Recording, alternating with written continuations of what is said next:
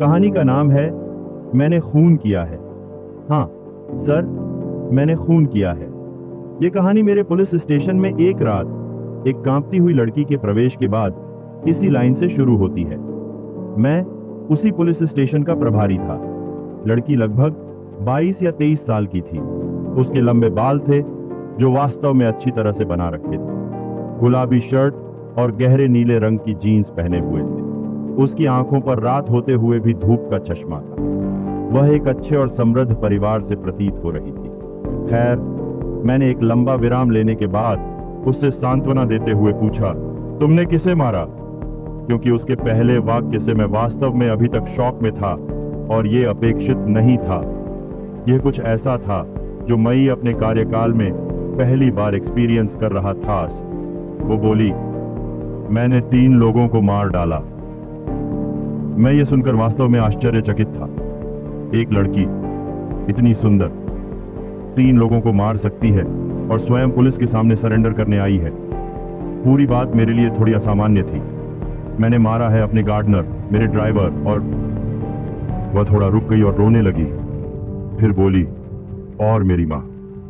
वह जोर जोर से रोने लगी। मैंने उसे पानी दिया और उसने उस गिलास से घूंट लेते हुए जैसे तैसे अपनी भावनाओं को नियंत्रित किया और बोली, मैं आपसे विनती करती हूं, कृपया मुझे गिरफ्तार करें, अन्यथा मैं किसी और को भी मार दूंगी। तुमने उन्हें क्यों मारा और दूसरों को क्यों मारोगे? मैम, तुम्हारा नाम क्या है? उसने उत्तर दिया, शेनाया। वह अभी भी सिसक रही थी। शेनाया, तुमने उन्हें क्यों मारा? मुझे नहीं पता, बस सब अपने आप ही हो गया। शेनाया, मैं कुछ समझ नहीं पा रहा हूं और मैं आपको बिना किसी एफआईआर के और उन मृत लोगों के शरीर को बरामद किए बिना गिरफ्तार नहीं कर सकता जिनके बारे में आप बात कर रही हैं। वह मुझे बहुत तनाव में दिख रही थी, तो मैंने आगे कहा, शेनाया, शव कहां है?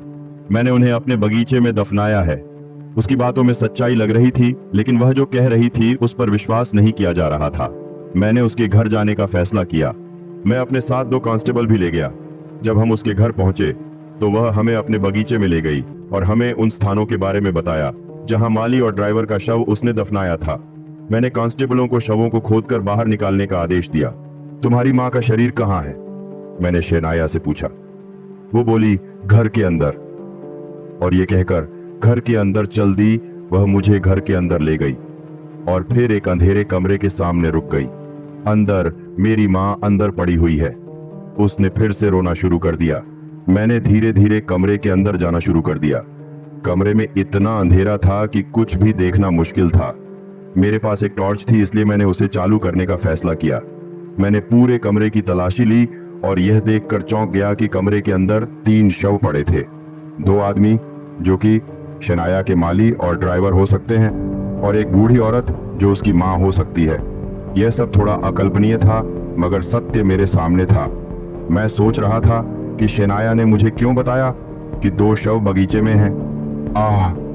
किसी ने मुझे पीछे से चाकू मार दिया। मैं पीछे मुड़ा।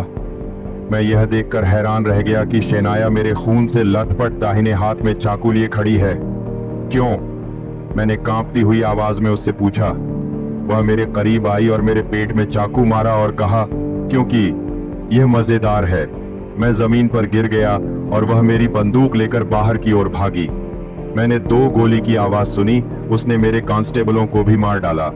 कुछ देर बाद मुझे हल्का सा होश आया तो मैंने उसे दर्पण के सामने खड़े देखा और वो बालों को कंघी करते हुए और गाना गा रही थी।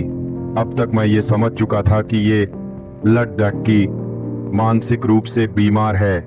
मैंने बेहोशी की अधमरी हालत में जैसे तैसे उससे जब पूछा कि ऐसा क्यों, तो वो मेरी तरफ मुंह घुमाते हुए बोली, क्योंकि मजेदार है।